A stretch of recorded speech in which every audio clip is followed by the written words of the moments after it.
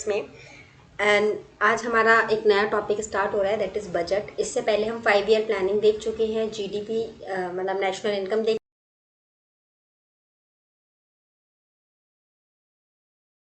चुके हैं, बैंकिंग का पूरा छोटा टॉपिक है। और इस वीडियो में मैं बेसिकली बजट क्या होता है, उसके क्या पैरामीटर्स होते हैं, क्या उसमें बेसिक टर्मिनोलॉजीज यूज़ होती हैं, हम वो सब डिस्कस करेंगे इस वीडियो में। एंड देन इसके बाद नेक्स्ट वीडियो में आपका अपडेटेड जो भी करंट अफेयर रिलेटेड बजट था वो इसके बाद वाला वीडियो में कवर करवा दूंगी, या फिर एक लास्ट में वीडियो बन जाएगा जिसमें इकोनॉमिक सर्वे एंड बजट के हाइलाइट्स कवर कर दूंगी। इस बार के बजट और इकोनॉमिक सर्वे में क्या हाईलाइटेड चीज़ें थी, एंड उसके साथ ही आपका टॉपिक ये कंप्लीट हो जाएगा। And will try to finish this topic within an hour, क्योंकि बहुत ऐसा कुछ है नहीं इस टॉपिक में कि आपको बहुत ज़्यादा डिटेलिंग में पढ़ना पड़े, unless you are going to make a budget और उसके ऊपर आपको पूरा एनालिसिस करना है, तो उतना रिक्वायर्ड नहीं है। एग्जाम पॉइंट ऑफ व्यू से जितना रिक्वायर्ड है हम सिर्फ उतना ही पढ़ेंगे। बाकी अगर आपको ये वीडियो अच्छी लगती है गाइज, तो प्लीज़ इसको लाइक कीजिए, शेयर कीजिए। अगर कोई प्रॉब्लम है या कुछ समझ नहीं आया है तो उसका कमेंट कीजिए, एंड इस चैनल को प्लीज़ गाइज सब्सक्राइब कीजिए। So now let me tell you what is the budget. एक सेकेंड दीजिए गाइज, ये हैंग हो रहा है। ओके गाइज, तो जब हम बजट की बात करते हैं तो व्हाट इज़ बजट, सबसे पहला सवाल आपके दिमाग में ये आता है। बट उससे भी पहले आप लोग को ये पता होना चाहिए कि इसकी शुरुआत कैसे हुई। देखिए, बजट क्या होता है कि एक गवर्नमेंट ने, कोई भी एक गवर्नमेंट है किसी भी कंट्री की, कहीं की भी, उसकी इनकम कितनी है एंड उसको एक्सपेंड कितना करना है, उसका एक्सपेंडिचर क्या है, ठीक है। इसका जो पूरा लेखा जोखा होता है ना, जो इसका पूरा एनालिसिस होता है, वो हमारा कहलाता है बजट, ठीक है। अब क्यों ये चीज़ पिक्चर में आई, क्या हुआ था बहुत पहले, आपका एक पीएम थे रॉबर्ट वॉल्टर, 1773 की बात है, और उसी वक्त ये फाइनेंस मिनिस्टर भी थे, ठीक है।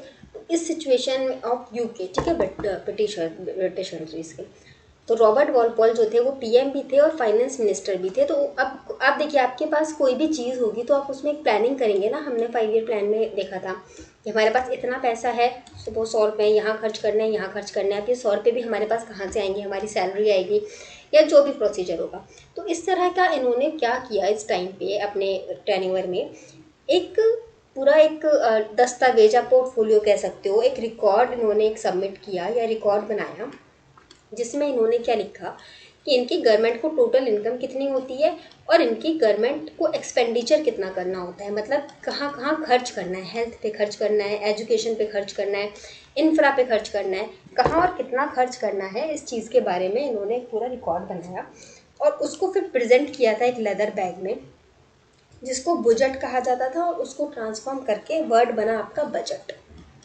ठीक है। तो बेसिकली बजट आपका कुछ नहीं होता है, क्या होता है कि एक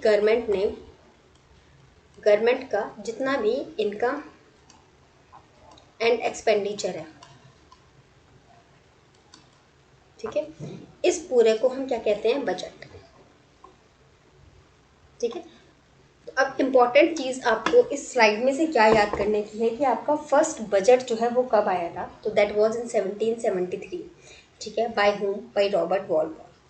अब हम आ जाते हैं अपने इंडियन कॉन्टेक्स्ट में कि इंडिया में हमारा फर्स्ट बजट कब आया है, किसने लाया है, क्या उसका कंडीशन रहा है। ओके,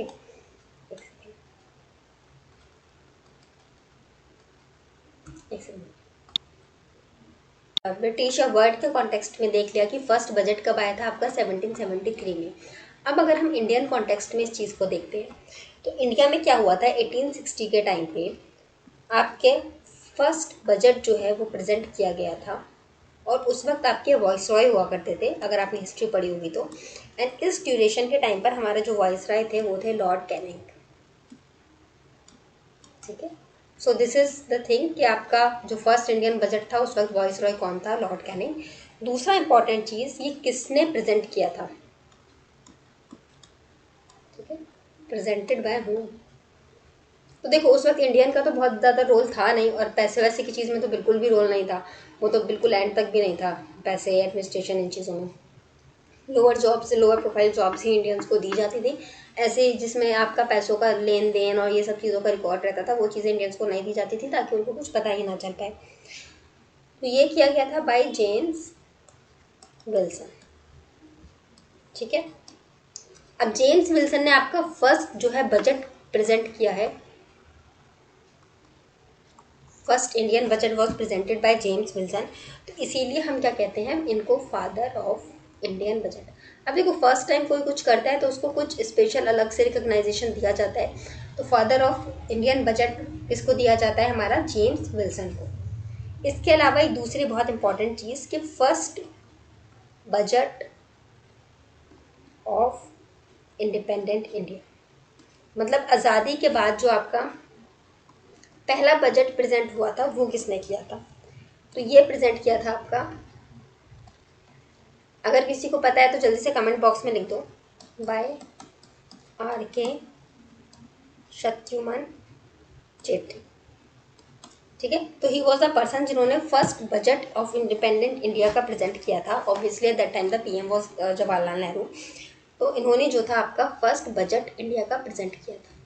अब देखो, अब budget is a very simple word जो आप बहुत यूज टू आप डेली टू डेली लाइफ में पढ़ते हो या मतलब सुना होगा आपने।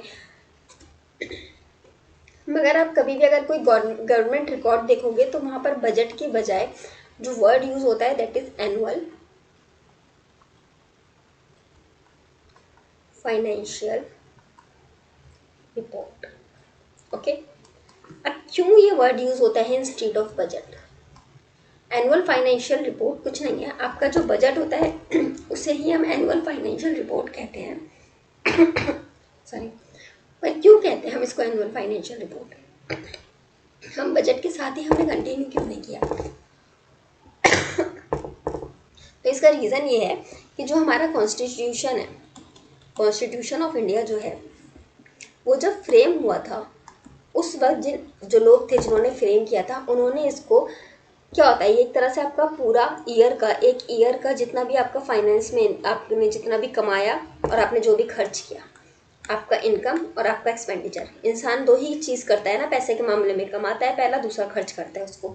तो इसका पूरा लेखा जोखा एक रिपोर्ट की फॉर्म में सबमिट किया जाता है। तो इसीलिए इसको एनुअल फाइनेंशियल रिपोर्ट कह दिया गया था कॉन्स्टिट्यूशन ऑफ इंडिया में instead of the term budget. तो इसीलिए आपको हर जगह एक ये टर्म मिलता है that is the annual financial report. ठीक है, अगर हम इंडियन कॉन्टेक्स्ट में बात कर रहे हैं या अगर आपको कहीं पे भी एनुअल फाइनेंशियल रिपोर्ट वर्ड दिख जाता है तो डोंट गेट पैनिक, ये सिंपल सा बजट के लिए ही यूज़ होने वाला एक अनदर वर्ड है। ठीक है, जिसका यूज़ कॉन्स्टिट्यूशन ऑफ इंडिया में किया गया है। अब मैंने आपको बताया कि ये जो टर्म है कॉन्स्टिट्यूशन ऑफ इंडिया में आपका annual financial report term use हुआ है, बजट टर्म यूज़ नहीं हुआ है। तो कॉन्स्टिट्यूशन में ये टर्म कहाँ यूज़ हुआ है, तो ये यूज़ हुआ है आपका आर्टिकल नंबर 112। ठीक है, this is the very important article और इसमें आपका यूज़ हुआ है एनुअल फाइनेंशियल रिपोर्ट वाला टर्म और पूरा इसमें बताया गया है चीज़ें कि क्या है आपका एनुअल फाइनेंशियल रिपोर्ट, कौन प्रेजेंट करता है, कहाँ प्रेजेंट करना है, आपको पार्लियामेंट में प्रेजेंट करना है, प्रेजेंटेड टू प्रेसिडेंट होता है, प्रेसिडेंट के सामने फिर आप इसको प्रेजेंट करते हैं। ठीक है, मैं यहाँ बता भी देती हूँ आपको, ये आपका कब से कब तक का हम देते हैं, हमारा 1 अप्रैल टू 31 मार्च हमारा एक फाइनेंशियल ईयर रन करता है। तो हम किसी भी साल का जिसका भी फाइनेंशियल रिपोर्ट देते हैं वो हम 1 अप्रैल से लेके नेक्स्ट 31 मार्च तक का हम रिपोर्ट देते हैं। ठीक है, और ये हमारा एक सेकंड,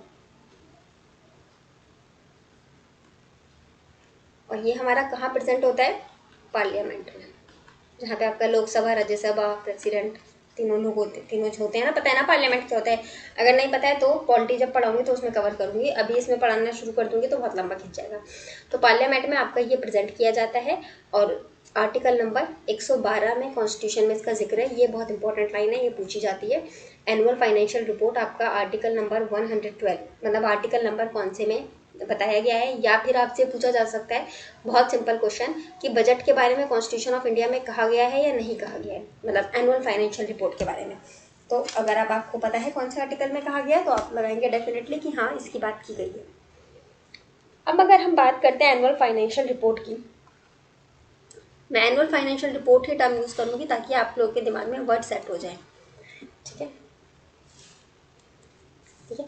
ये बेसिकली आपका किस चीज़ के बारे में बात करता है कि हमारे पास कौन कितने पैसे हैं, कहाँ कहाँ से आए, या गवर्नमेंट के अकाउंट में, गवर्नमेंट के पास देखो खर्च करने के लिए तो बहुत सी जगह है, आपको पता है बहुत से डिपार्टमेंट्स हैं, जैसे कि रेलवे हो गया, हेल्थ हो गया, एजुकेशन हो गया, तो आपको खर्च कहाँ कहाँ करना है ये तो एक सबको पता है।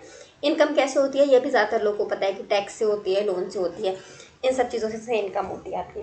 बट आपका जो गवर्नमेंट होता है वो पैसा रखता कहाँ है ये आपको सबसे पहले पता होना चाहिए। जैसे आपके पास तो बैंक्स होते हैं ना पैसे रखने के लिए, गवर्नमेंट पैसे कहाँ रखती है? तो इसके पास 3 फैसिलिटीज़ होती हैं, कंसोलिडेटेड फंड, कंटीजेंसी फंड,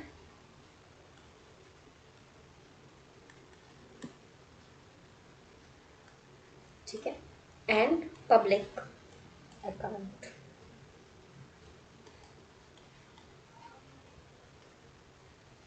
ठीक है, अब ये 3 अलग अलग क्यों चीज़ें बनाई हैं गवर्नमेंट, मतलब कॉन्स्टिट्यूशन में बनाई गई हैं, 3 अलग चीज़ें दी गई हैं। थोड़ा पैसा आपको यहाँ रखना है कंसोलिडेटेड फंड में, थोड़ा कंटीजेंसी फंड में रखना है और बाकी पब्लिक अकाउंट में रखना है। क्यों ऐसा कहा गया? देखिए गाइस, सबसे पहले अगर हम बात करते हैं अपना कंसोलिडेटेड फंड की, कंसोलिडेटेड फंड, तो ये क्या होता है?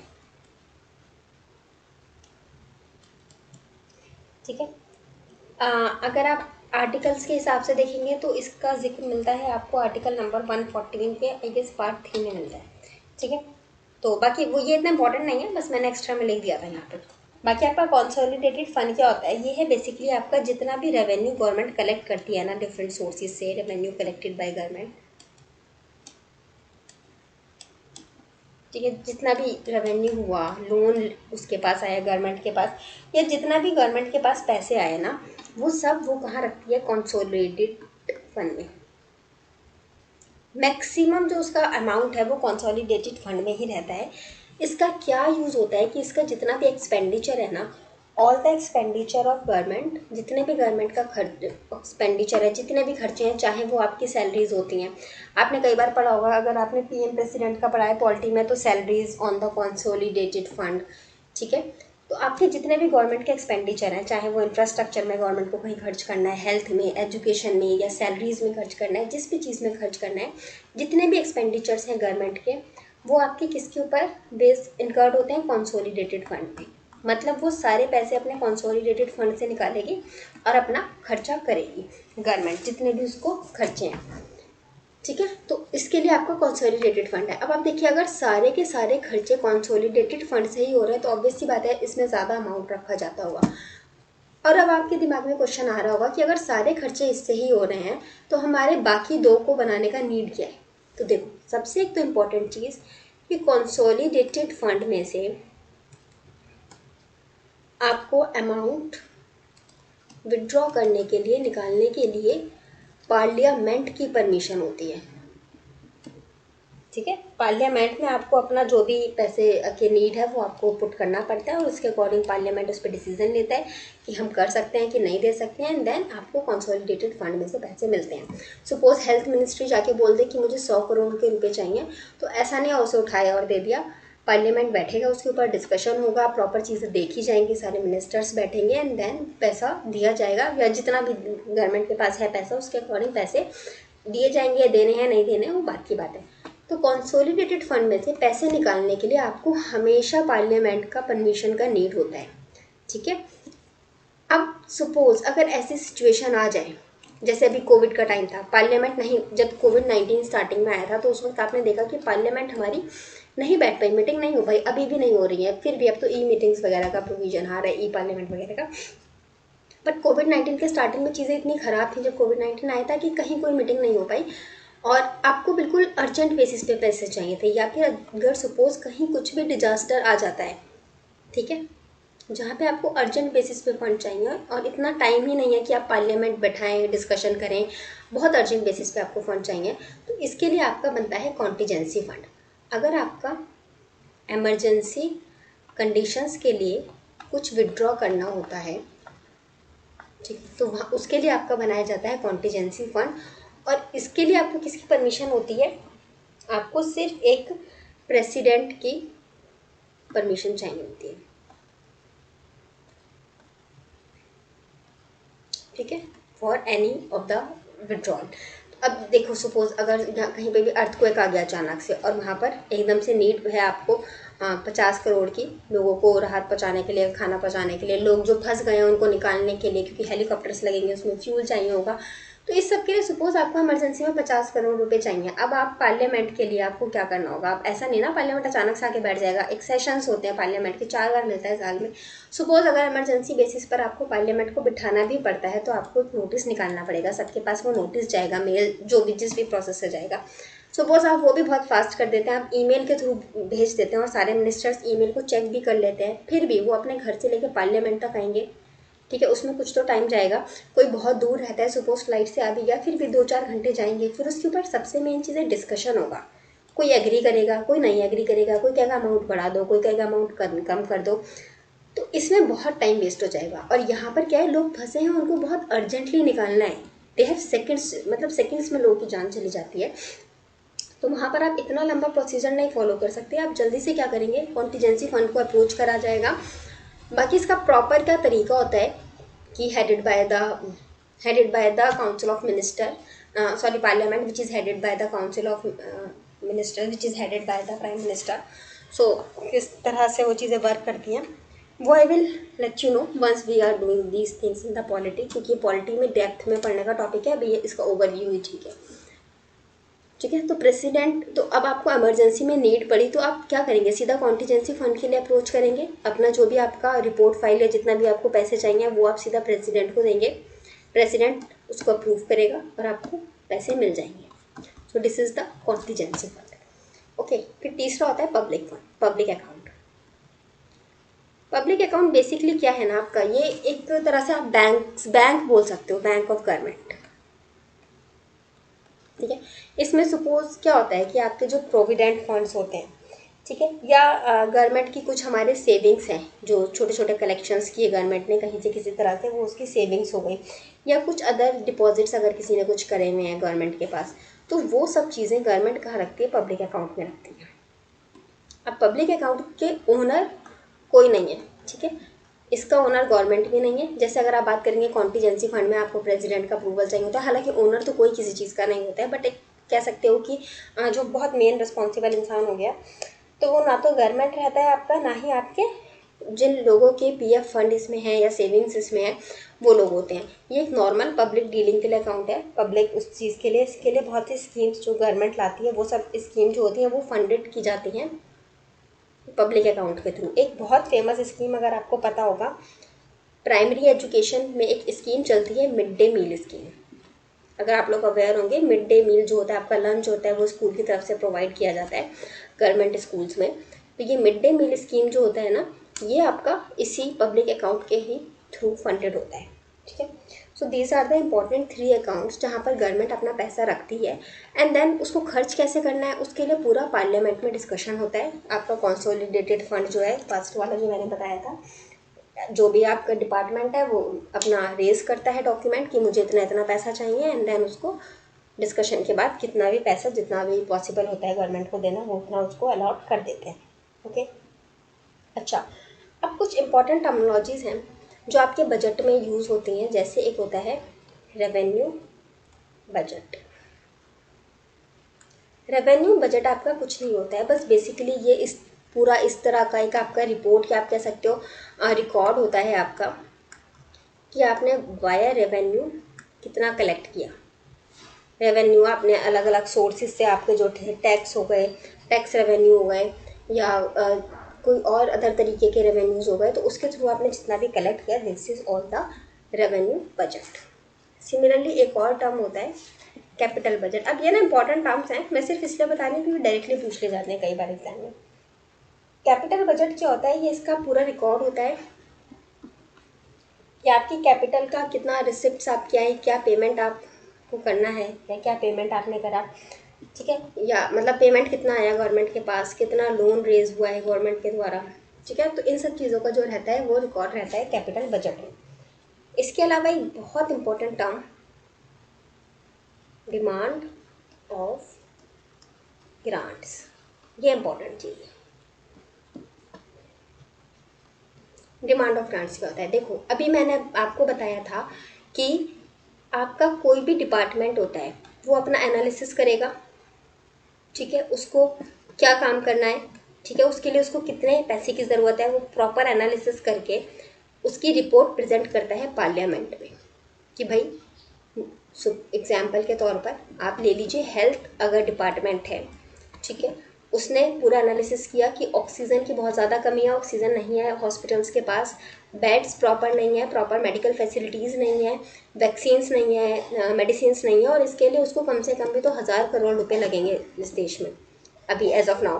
तो इसमें क्या करेगा, उसने अपना 1,000 करोड़ का अपना जो भी उसको अमाउंट चाहिए था पूरे एनालिसिस के बेसिस पर पार्लियामेंट में पेश कर देता है, उसको प्रेजेंट कर देते हैं। अब पार्लियामेंट पे इस चीज़ पे होगा डिस्कशन, ठीक है, कि हाँ भाई ये चीज़ों की ज़रूरत है, इसमें इतना इतना पैसे लगना है, हाँ हमारे पास इतना फंड है। सपोज अगर गवर्नमेंट के पास 900 करोड़ ही है तो वो 1,000 करोड़ कैसे दे देगा हेल्थ में? अगर गवर्नमेंट के पास, सपोज हेल्थ के लिए गवर्नमेंट ने 900 करोड़ रखा है तो 1,000 करोड़ नहीं दे सकता, ठीक है। तो इसी तरह से गवर्नमेंट ने कितना पैसा है क्या नहीं है उसके ऊपर पूरा डिस्कशन होगा, एंड देन फाइनली जितना भी दोनों को फिजिबल रहेगा उतने पैसे इनको अलॉट कर दिए जाएंगे। सपोज 950 करोड़ अलॉट कर दिए गए। फिर जो आपका कंसोलिडेटेड फंड होता है, इसमें से आपको जो है मनी अलॉट कर दिया जाता है डिपार्टमेंट को। अब ये जो डिपार्टमेंट के एनालिसिस के बाद डिपार्टमेंट ने जो पैसे का डिमांड किया था ना, ये जो पैसे का डिमांड किया था, डिमांड ऑफ मनी या फिर ग्रांट एक तरह से कह सकते हैं इसको, एड हुआ ना, ये गवर्नमेंट की तरफ से मिलता है तो क्या मिलता है, एड मिलता है, ग्रांट मिलती है। तो डिमांड ऑफ ग्रांट जो किया उसने अपने चीज़ों, अपनी ज़रूरतों को पूरा करने के लिए, उसे हमने यहाँ पर डिमांड ऑफ ग्रांट कहा, ठीक है। एक कोई भी डिपार्टमेंट जो अपना पैसे का जो डिमांड करता है, जितना पैसा उसको बजट में से चाहिए होता है अपना डिपार्टमेंट रन करने के लिए, उसको हम क्या कहते हैं, डिमांड ऑफ ग्रांट्स, ठीक है। इसके अलावा एक और इम्पॉर्टेंट चीज़, यह है आपका फाइनेंशियल बिल।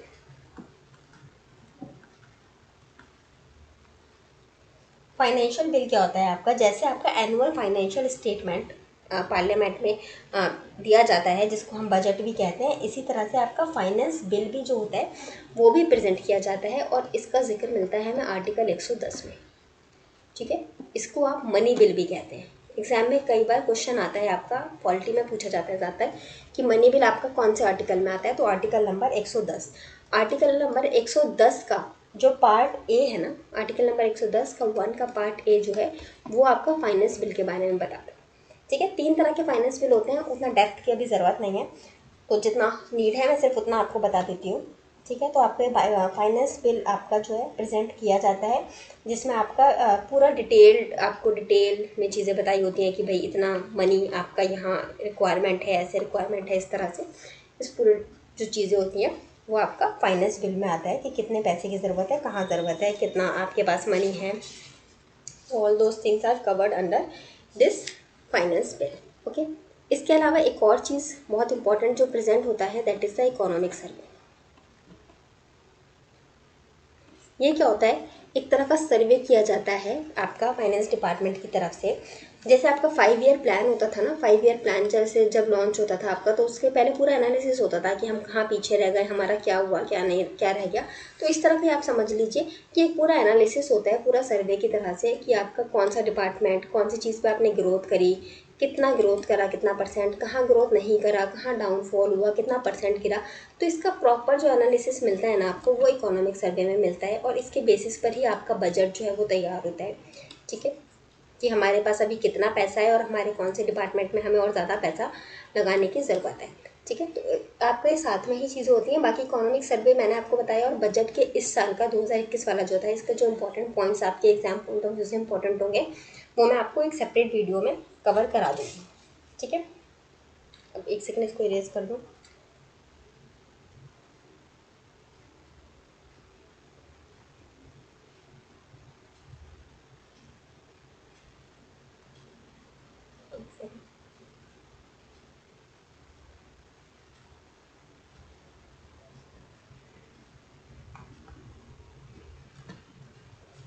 अब कुछ इम्पॉर्टेंट एक दो आप टर्म्स फॉर्मूला काइंड ऑफ चीज़ें हैं वो आप देख लीजिए, एग्जाम पॉइंट ऑफ व्यू के लिए बहुत ज़्यादा इंपॉर्टेंट होते हैं, जिसको हम कहते हैं बजट डेफिसिट्स। बजट डेफिसिट्स, अब ये क्या होता है, सबसे पहले हम बात करते हैं अपना बजट डेफिसिट का। तो बजट डेफिसिट क्या होता है? डेफिसिट से आप लोग समझ रहे होंगे कि कमी, ठीक है। डेफिसिट क्या होता है? डेफिशिएंसी, किसी चीज़ की कमी रह जाना। तो आपके बजट में किसी चीज़ की कमी रह जाना, क्या चीज़ की कमी होती है कि आपका टोटल जितना भी एक्सपेंडिचर हो रहा है, ठीक है, गवर्नमेंट को जितना भी एक्सपेंडिचर करना है, जितने भी पैसे खर्च करने हैं उसको डिफरेंट डिफरेंट डिपार्टमेंट्स की नीड को पूरा करने के लिए, इसमें से हम माइनस कर देते हैं कि हमारा टोटल रिसिप्ट क्या है, मतलब आपका रेवेन्यू एक तरह से आप कह सकते हो। रेवेन्यू से नॉट करेक्ट वर्ड, रिसिप्ट ही लिखती हूँ मैं यहाँ पे, बट एक तरह से वही कि गवर्नमेंट की कितनी इनकम है, उसके पास टोटल पैसा कितना है और उसमें से उसको कितना खर्च करना है। अब सपोज मान लीजिए गवर्नमेंट को खर्च करना है 1000 करोड़ और उसके पास टोटल पैसे हैं 900 करोड़, ठीक है। तो आपको कितना हो गया? डेफिसिट हो गया 100 करोड़ का हमारे पास। तो हम इसको कैसे पूरा करते हैं? हम किसी और कंट्री से लोन लेते हैं या कुछ और अपना कुछ बेच के पूरा करते हैं इस चीज़ को। बाकी अगर इकोनॉमी आप बहुत अच्छी तरह से चलाएंगे तो आपको ये सरप्लस में भी आ जाता है। सपोज किस तरह से कि मान लीजिए गवर्नमेंट की इनकम है 1900 करोड़ और उसका खर्चा है 1000 करोड़ का सिर्फ, तो यहाँ पर आपके पास 900 करोड़ का पॉजिटिव साइड पर आ गया, आपके पास 900 करोड़ एक्स्ट्रा हो गया। अब आप इस 900 करोड़ को कहीं पर इन्वेस्ट करके अपना सेविंग भी कर सकते हो, ठीक है। सो this is the budget deficit. अब हम चलते हैं सेकंड टर्मिनोलॉजी की तरफ, दैट इज रेवेन्यू डेफिसिट। ठीक है, इसमें क्या होता है, आपका जो भी रेवेन्यू में, आपका रेवेन्यू पे जो भी एक्सपेंडिचर हो रहा है आपका, माइनस आपकी जो रेवेन्यू की रिसिप्ट होती है, ठीक है। सेम वही चीज़ उसी तरह से। फिर आपका थर्ड पॉइंट आता है फिस्कल डेफिसिट, ये इंपॉर्टेंट पॉइंट है, ठीक है। फिस्कल डेफिसिट आपका सेम क्या होता है कि आपका टोटल एक्सपेंडिचर जितना है, ठीक है, माइनस इसमें से आपका टोटल रिसिप्ट कितना था। एक तरह से आपका जो आपका देश में जितना भी आपको फ़ायदा है या नुकसान है, आप प्लस में है या माइनस में है, इसका आपको मिल जाएगा आइडिया। और इसके बाद हम इसमें प्लस कर देते हैं बोरोइंग्स। अब सपोज हमने पिछले साल की अपनी ज़रूरतों को मीट करने के लिए पैसे लोन में लिए, उधार लिए थे, तो वो भी हमारा फिस्कल डेफिसिट में सब काउंट हो जाता है। जैसे मान लीजिए फॉर एग्जांपल अभी हमारे पास नीड है 1000 करोड़ की, ठीक है, हमारे पास है कितने? 900 करोड़, ठीक है। एंड लास्ट ईयर भी हमारे साथ ऐसा क्या था कि हमारे पास 1000 करोड़ की नीड थी और हमारे पास 900 ही करोड़ थे, तो हमारे पास ऑलरेडी बजट में 100 करोड़ डेफिसिट में चल रहे थे। तो अब वो हमारे पिछले साल में चल रहे थे, अब वो हमने ख़त्म तो करे नहीं, हमने सोचा था कि इस साल हम थोड़ा अच्छा कर लेंगे, कि यहाँ पे 1900 करोड़ कर लेंगे, पर हो नहीं पाया, हमारी स्कीम्स नहीं चली, हमारी मेथड स्ट्रेटजी जो थी वो सही नहीं थी, तो हमारा ये नहीं काम करा और हमारी जो पिछले साल की बोरोइंग्स थी वो भी इसमें ऐड हो गया। तो जहाँ आपका डेफिसिट 100 रुपये का था, वो पिछले साल की बोरोइंग ऐड होने की वजह से टोटल डेफिसिट आपका 200 करोड़ का आ गया, ठीक है। तो इस तरह से हमारा डेफिसिट इंक्रीज होता चला जाता है। तो हमें कोशिश करना चाहिए अगर हम बोरोइंग कर भी रहे हैं तो उसको उसी साल ख़त्म भी कर दें। तो ये इंपॉर्टेंट है, पॉइंट है फिस्कल डेफिसिट वाला आपका। And then we will move to the our fourth and the last point, that is primary deficit. अच्छा एक सेकेंड, ये मिट गया, प्लस बोरोइंग्स, इसको मैं ना थोड़ा सा ऐसे भी लिख देती हूँ यहाँ पे, आपका बजट डेफिसिट प्लस बोरोइंग। अच्छा, अब आप अगर इस तरह की कंडीशन में भी इसको देख सकते हैं कि अगर हमारा सपोज 1900 करोड़ का हमारा 1000 करोड़ का तो खर्चा ही था और हमारे पास रेवेन्यू जो कलेक्ट हुआ, जो रिसिप्ट आया वो 1900 करोड़ का आ गया और हमारा पिछले साल का यही सिनेरियो था, तो हमारा 100 रुपये का उधार में चल रहा था। तो इसको जब आप सॉल्व करेंगे तो आपके पास कितना आ जाएगा? 800 करोड़। आना कितना चाहिए था? 900 करोड़, पर एक हमारा 100 रुपये बोरो था, पहले से उधार में चल रहा था, हमने वो वापस कर दिया 100 करोड़ का, तो हमारे पास कितने आ गए? 800 करोड़।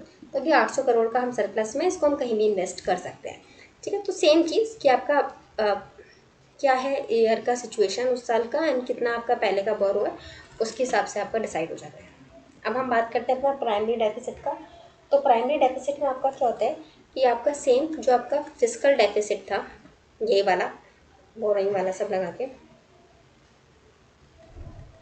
ठीक है, फिस्कल डेफिसिट में से हम माइनस क्या कर देते हैं कि हमारे जो इंटरेस्ट के पेमेंट्स होते हैं, हमें जो इंटरेस्ट के रूप में पेमेंट करना होता है, अगर हम उसको माइनस कर देते हैं तो हमारा आ जाता है प्राइमरी डेफिसिट। मतलब मेन डेफिसिट क्या है हमारा, हम लैग कहाँ कर रहे हैं, हमारा एक्सपेंडिचर इतना था, हमारे पास पैसा इतना आया, तो हमने यहाँ पर लैग कर दिया।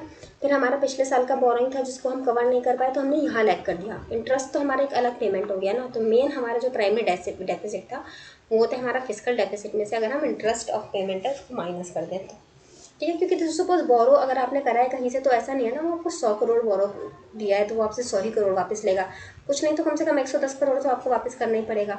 तो ये जो इसमें 10 करोड़ था ये आपका इंटरेस्ट था, तो आप इसको हटा देंगे यहाँ से। तो आपका मेन जो बचा वो हो गया आपका प्राइमरी, जो एक्चुअल में आपका डेफिसिट है, नॉट क्या आपका बाकी इंटरेस्ट वगैरह से कितना डेफिसिट बन गया आपका एक्चुअल डेफिसिट कितना है। Okay, so this is the आपका टोटल डेफिसिट्स के बारे में। Give me a second, let me check कितना वीडियो हुआ। तो गाइज अपन लोग का आधे घंटे का ऑलमोस्ट वीडियो हो भी चुका है। So as I told you कि बहुत बड़ा टॉपिक भी नहीं है, बाकी इसकी प्रैक्टिस के लिए आप जितने ज़्यादा क्वेश्चन सॉल्व करेंगे ना उतना ही आपको हेल्प मिलेगा इस टॉपिक में चीज़ें क्लियर होने के लिए। अगर आपको ये अच्छा लगा है तो इसको प्लीज़ लाइक कीजिए, शेयर कीजिए, कमेंट करिए और कमेंट में मुझे ये बताइए आपको 2021 के जो बजट और इकोनॉमिक सर्वे के बुलेट पॉइंट्स हैं, इंपॉर्टेंट चीज़ें हैं, अगर आपको उसके बारे में कोई वीडियो चाहिए तो आप वो मुझे बता दीजिए, मैं वो बना के प्रेजेंट कर दूँगी आपको, ठीक है। और शॉर्टकट में समझाऊंगी जैसे बाकी वीडियोस रहती हैं, डिटेल और शॉर्टकट ट्रिक्स के साथ, तो उस तरह से आपको समझ में आ जाएगा। बाकी बजट आपका एक ही लेक्चर का रिक्वायरमेंट था, बहुत ज़्यादा कुछ होता नहीं है इसमें पढ़ने के लिए। हाँ, जिस साल जो बजट निकलता है उसका एनालिसिस ज़रूरी होता है। तो if you want a video तो उसको हम शॉर्टकट में कर लेंगे जल्दी से कवर, जो वो चीज़ें जो एग्ज़ाम पॉइंट ऑफ व्यू से आपके लिए इम्पॉर्टेंट है। बाकी अगर आपको कुछ पूछना है तो आप प्लीज़ कमेंट बॉक्स में मुझसे पूछ सकते हैं। एंड गाइज अगर आप ये वीडियो देख रहे हैं तो प्लीज़ इसको लाइक कीजिए और शेयर कीजिए दोस्तों के साथ अपने, एंड प्लीज़ मेरे चैनल को जितना ज़्यादा हो सके सब्सक्राइब कीजिए और करवाइए guys. And thank you so much for being with me till here. If you need any help you can comment here in the chat box, or you can give me a message on the telegram group जिसका link मैं description box में दे दूँगी आपको। Okay guys, thank you so much, have a great day.